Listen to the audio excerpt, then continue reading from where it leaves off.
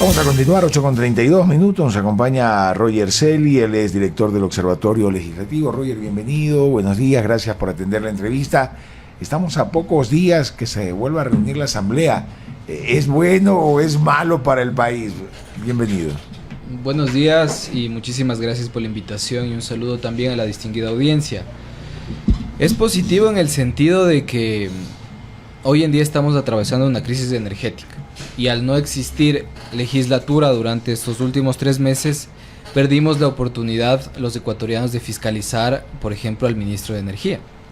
Entonces es positivo que hoy en día ya estemos a puertas de tener una legislatura de continuidad en términos de periodo legislativo, porque ya va a haber fiscalización.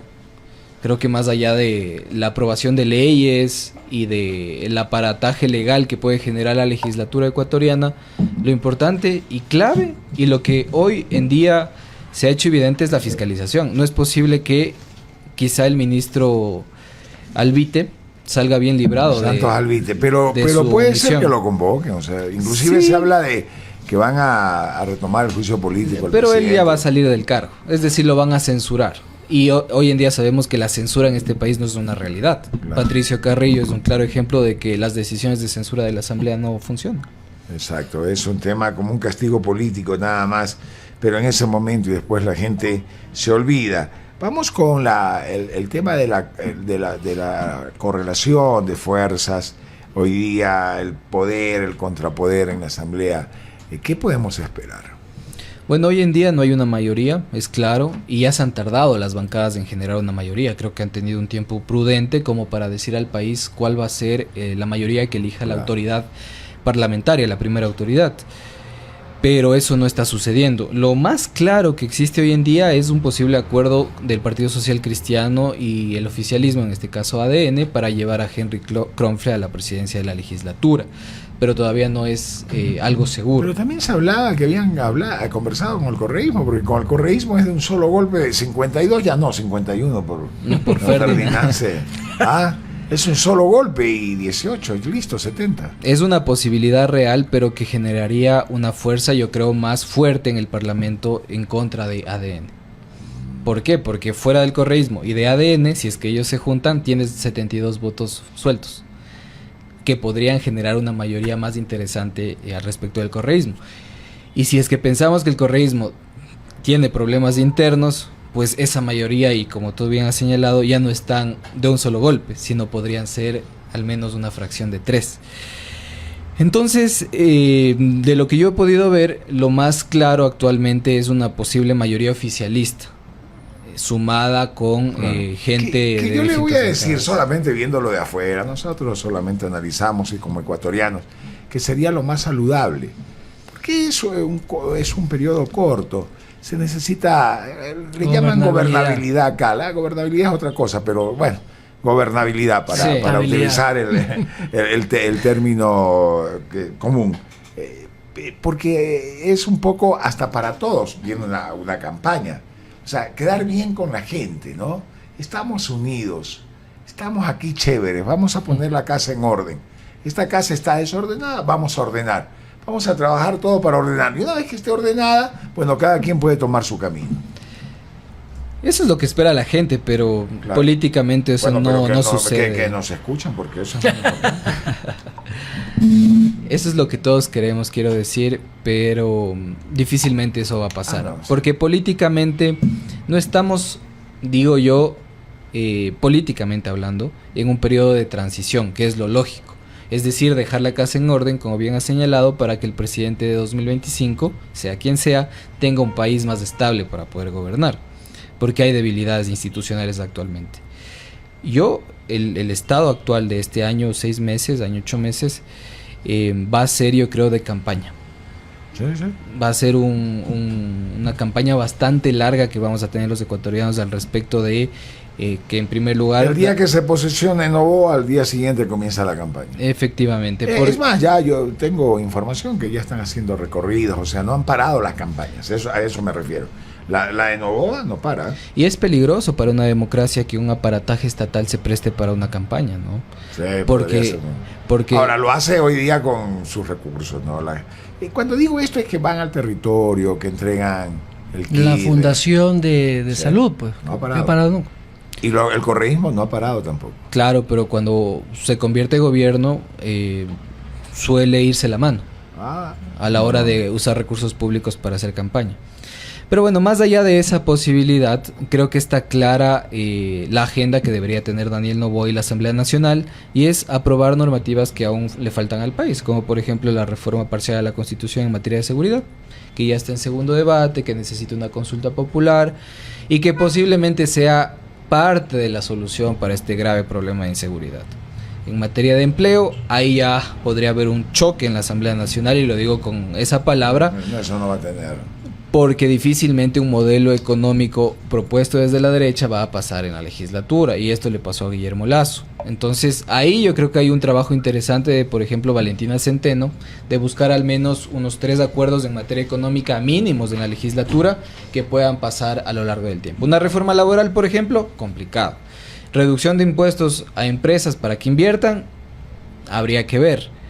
Y inversión extranjera directa creo que es un... En el tema de seguridad yo creo que se van a unir. Ese es un tema que todo el mundo lo pide y lo exige. Byron Galarza se incorpora al diálogo con Roger Celi, director del Observatorio Legislativo. Roger, buenos días. Esta agenda mínima parlamentaria, que debería ser la lógica, aunque en política siempre no funciona la lógica, es ir aprobando los que ya están en segundo debate, este tema de la reforma a la cuestión de seguridad, la ley de gestión de riesgos, y hay unas 2 más que se me escapan.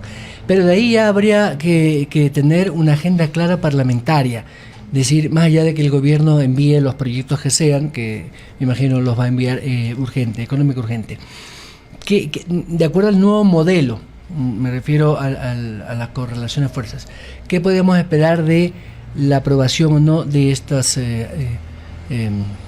proyectos de ley? A ver, la Asamblea Nacional en primer lugar debe sí o sí dar gobernabilidad al plan de gobierno ganador, así de sencillo. Pero esa es la lógica, en la realidad no siempre. En la realidad no ocurre, pero normativamente yo creo que sí hay una posibilidad legal. ¿Por qué? Porque la Ley Orgánica de la Función Legislativa establece que las bancadas en conjunto, junto con quien sea presidente o presidenta de la legislatura, deben aprobar una agenda parlamentaria de al menos 10 puntos. Ojo con eso, pero esa agenda no se queda ahí, no es letra muerta, esa tiene que ser evaluada. Y existe una obligatoriedad de avanzar a la aprobación o no aprobación de esa agenda. Y ahí sí viene el tema político. Lo que te quiero decir es que no vamos a estar a ciegas en la legislatura. Deben en los primeros 60 días decir esto vamos a hacer. Claro.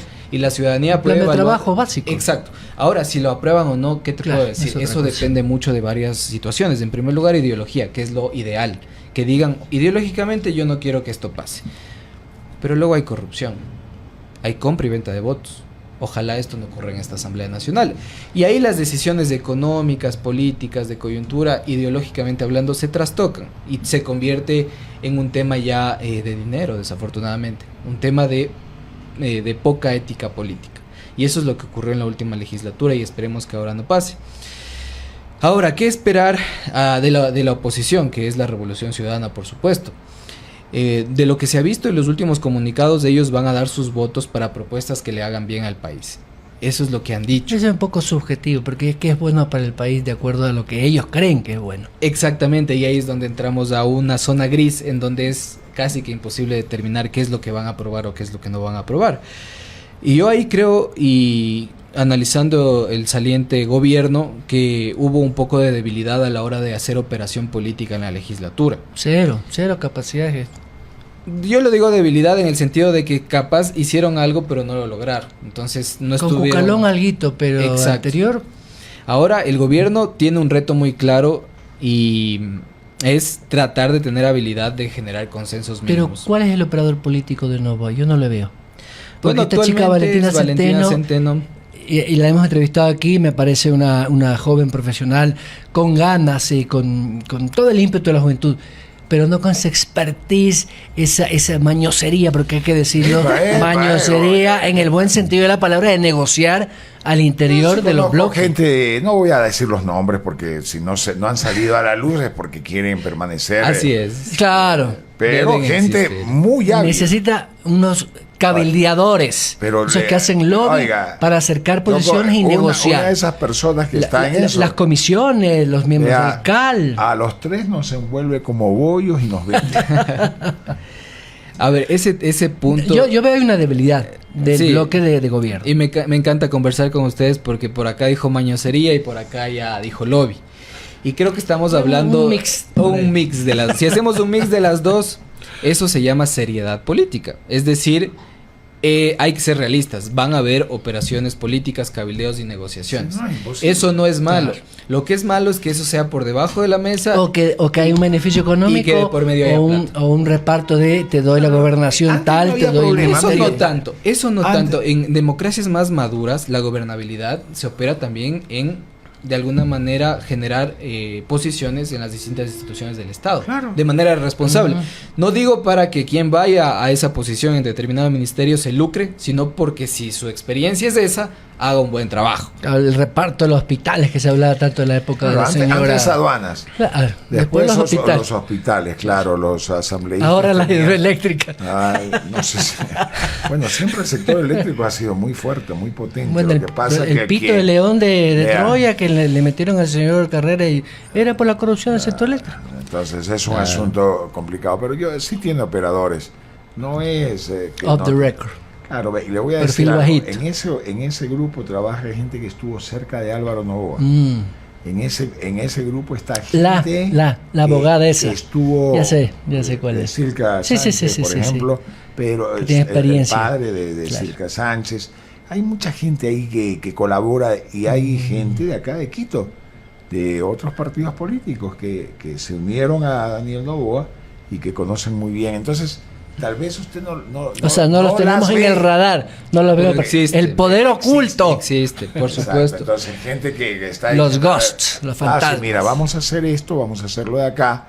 Y claro, son gente amiga de Daniel. Daniel Noboa hizo buena amistad con su grupo, con el grupo parlamentario. Era muy bien visto, bien visto. Y política no es mala palabra. Creo que hay que desmitificar un poco esa palabra, ¿no? A veces... Claro, el ciudadano de a pie común siempre pone la política corrupción. Sí, está enlazada, es una sola. No, para nada. Política creo que hay que desmitificar esa palabra. Eso nos han demostrado los politiqueros o los últimos asambleístas que hemos visto que han sido una vergüenza, ¿no? Roben bien, enjuiciado por abuso sexual, en fin. Uy. Sí, y la culpa no es del ciudadano, sino de los propios políticos que han deshonrado ese tipo de esta profesión tan importante. Hay un punto interesante también y es que afortunadamente se aprobó una nueva ley de transparencia y me permiten hablar de esto, pero nosotros nos dedicamos a eso, ¿no? Somos Transparencia Internacional en Ecuador y buscamos que haya más transparencia en el Estado. Afortunadamente vamos a poder saber los ecuatorianos con quién se reúnen los legisladores. Ahora todas las agendas de los legisladores deben ser transparentes, públicas. ¿Y se podrá cumplir eso? Debe cumplirse. Pero ¿y qué si no hay sanciones de la Contraloría? Así de sencillo. ¿Sí? O sea, no pueden hacer esas reuniones en esos hotelitos y eso, ¿no? Debe transparentarse porque siempre hay quien está detrás de los pies de un legislador y si toma la foto y esa agenda no se transparentó, pues hay un claro caso como esa de reunión incumplimiento de la ley. De Ceballos con el ex ministro de Correa, ¿se acuerdan? En el Hotel República. Ceballos. Cuando hubo el tema del mantelazo. Jorge Ceballos. Jorge Ceballos con... esa es la vida, ¿no? Ceballos llega por el PRIAN. Y claro. Se baraja del PRIAN y logra la presidencia. Y ese señor chiflado decía que podía ser presidente de la República. ¿En serio? Pues estaba chiflado, claro. Entonces ganan por Álvaro Noboa. Claro. Porque después se ha lanzado... y no ha logrado nada. Ni donde vive, ni ahí en la cuadra no lo eligen nada. Tranquilo que es vecino mío. Su vecino se quedó con harta plata después de ser chilo. No sé, eso sí. O sea, esas reuniones de esos hoteles ya bien, yo le voy a decir que le fue bien, que ahorró mucho dinero mientras estuvo. ¿Por qué se ríe? Yo le estoy contando la verdad. ¿Dónde era la presidencia? En el Banco Central, porque su amigo Pocho Jaro se fueron allá. Una cafetera y eso lo provocó. Sí, me acuerdo. Claro, es que eso no la gente no conoce. Tremendas anécdotas. No se acuerdan. Claro, pero desde el punto de vista más institucional, sí. Pero ¿estás seguro que esa nueva ley va a permitir no permitir, pero digamos, tener ojos ciudadanos de vigilar que haya transparencia en el proceso, más que legislativo, en el proceso de construcción de una propuesta, del cabildeo, como le quieran llamar? Sí. Incluso los obsequios. Todo obsequio que los legisladores reciban debe ser transparentado también. Yo coincido contigo, del dicho al hecho y de la ley a que se cumpla hay mucho trecho. Pero es un gran paso para el país. Creo que era uno de los pocos países en el mundo que no tenía una ley de transparencia de agendas y de transparencia de objetos recibidos. Estoy de acuerdo además en otra cosa, que se debe legalizar en serio el tema del lobby. Claro, la ley el lobby en otras partes es una profesión, en Estados Unidos. En Capitol Hill, ahí pasan oficinas, lobistas. Y hay empresas especializadas en lobistas. Byron Galarza del partido tal está conversando con Roger Selly del otro partido porque están tratando de hacer una mayoría o de aprobar una ley. Ese es el punto. Claro, ese es el punto. Así funciona el lobby. Y se ganó ¿cuánto? Se ganó por su trabajo $100,000. Tiene que aportar tanto, tiene que pagar impuestos. Claro. Acá no, pues el lobista es como decir ¿cómo es el intermediario? Pero el hombre del maletín. El hombre del maletín. Exactamente. Y acá tuvimos la oportunidad real de tener una ley de lobby. En el año 2021, la Asamblea Nacional archivó una ley de lobby. Presentó y les cuento la anécdota. Ferdinand Álvarez. De nuevo ese nombre. Ferdinand Álvarez sucede que fue presidente de la Comisión de Transparencia que trató la ley de lobby. Y luego, revisando los registros de la Superintendencia de Compañías, Ferdinand era gerente propietario de una empresa de cabildeo. Entonces Ferdinand propuso el archivo de esta normativa y evidentemente pasó. Hay un conflicto de interés clarísimo. Y desafortunadamente se archivó, pero afortunadamente hay otro proyecto de ley en la materia que ojalá esta asamblea le apruebe.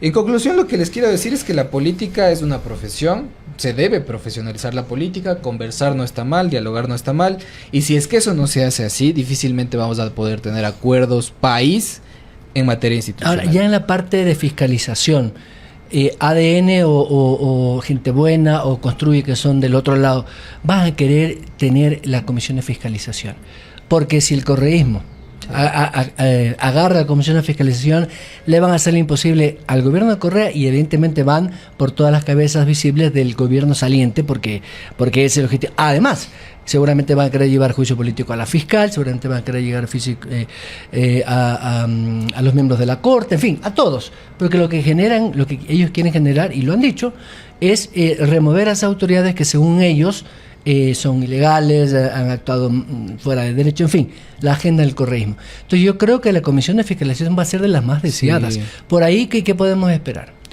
Bueno, es clave que en esta primera sesión de la Asamblea Nacional ya se vea una mayoría que pueda elegir conformación de comisiones y autoridades. Y evidentemente la comisión de fiscalización es clave. Yo ahí realmente soy más optimista en el sentido de que no creo que la Asamblea se entrampe en estos procesos. ¿Por qué? Porque legalmente... Pero van a negociar. Sí, evidentemente. Yo cojo la presidencia, pero a ti, Grupo X, te voy a dar la comisión de fiscalización. Régimen económico, por ejemplo, es clave. Exactamente. Esas dos van a ser las más disputadas. El gobierno de Noboa tiene un claro cambio al modelo económico, régimen económico es importante, desarrollo económico, que él incluso presidió. Claro, y él conoce cómo funciona. Sí. Claro, pero desde el punto de vista legal, más allá de lo político, la Asamblea sí debe tramitar los juicios políticos pendientes, y eso le va a tomar un cierto tiempo. Mucho tiempo. Y depende de la habilidad política de quien sea presidente. Por ejemplo, hoy escuchaba a Henry Kronfle que decía, sí, legalmente debemos tramitar eso, pero, y esto es importante, si es que los juicios políticos ya no son oportunos, en una sesión el Pleno puedo decir, archivemos esto y continuemos con la vida del país. Ojalá que no haya, yo con el respeto a esta radio sale en Cayambe, me encanta ir a Cayambe y sobre todo a pegarme los bizcochitos con bajar de leche y todo. Pero ese es el ejemplo porque fue el que hizo más bulla. No se dediquen a eso. Yo sé que es por quedar bien con su gente, la gente que votó, pero se dedican a temas que son agendas personales. Eso de estar el día del bizcocho, el día del bizcocho, el día del manjar, el día... no es lo adecuado. O sea, sean serios. En serio, seamos serios. Por eso pierden credibilidad. Seamos serios. Yo sé que en la Asamblea se trabaja mucho, la gente. A propósito, ya porque estamos casi terminando, ¿cómo se va a armar? Vea la sesión inaugural. Si no hay ni plata para contratar a los... ¿Qué van a hacer? Ese es un problema porque la Asamblea Nacional siempre se dice que no debe tener plata. Yo no sé cómo quieren que funcione. Sí. La Asamblea Nacional recibe menos del 1% del ¿Cuál es el presupuesto general presupuesto? del Estado. Son 50 millones anuales. No es nada. Y tú necesitas más o menos 4 o 5 millones para operar. La plata no es el problema, sino cómo se gasta, y eso sí causa indignación. Sucede que ahora los asesores de los legisladores ya no deben tener ni título universitario ni experiencia. Claro. Pueden tener cualquier cosa y acreditar alguna experiencia en algún gremio. El asesor 2. El 2, porque el 1. El asesor 1 sí tiene que tener el título de Tampoco. especialidad. Se reformó No. justo antes de que O sea, yo salgas puedo a ser Quisela. asesor. Usted y yo y cualquier persona. Básicamente se acredita que es líder de alguna organización. Yo siempre digo, con todo el respeto al fútbol, un dirigente de la Liga Barrial, de Pomaski, puede ser asesor parlamentario. Voy a poner boca entonces para ir de asesor. No sea así. Y a usted no era de ir mal, yo soy asesor en asuntos internacionales Asia-Pacífico. Con China para... A propósito para del tratado comercial. Sí, también, sí, ¿no? ahí yo puedo aportar full. Me gano un billetito y sigo en la radio. Pero Vea. se pueden, con la gente que está, se va a poder hacer la sesión sin problemas. Difícilmente se puede hacer. Se necesita para la legislatura quien opere la votación, quien opere los medios legislativos. Claro. No hay actualmente No hay medios nada. legislativos. Y el problema de fondo, insisto, es la calidad del gasto. ¿Cómo puede ser posible que apenas 80 de más de 1000 funcionarios públicos en la Asamblea Nacional sean a dedo? O sea, los 80 son de carrera funcionarios de carrera. y los otros, más del 90% son Contratos funcionarios temporales, claro. políticos. Es cuota política. Cuota política. En cualquier parlamento del mundo hay institución Claro, una parlamentaria, estructura, gente claro, que está claro, ahí que está ahí permanentemente. permanentemente. Debería haber un aparato, ¿no? Para ver si, no conocen un aparato, se lo ponen a ver, eso no capaz. Oiga, es que yo he visto en la asamblea, a mí no me lo han contado, gente que muy valiosa, ¿no? Muy valiosa. Hay gente muy valiosa, Pero por hay gente que, vea, escasamente aprendió a sumar, pues. Hoy día le cuesta. No ya saben hacer ni escribir una cartita. Dígale que vaya a hacer una raíz cuadrada. Póngale una raíz cuadrada sin computadora, sin nada para ver. Roger, gracias. Un gusto y siempre a la orden para Gracias, analizar Roger. estos temas. Un placer. Roger Celi, director del Observatorio Legislativo. Complicado, pero ya lo vamos a ver porque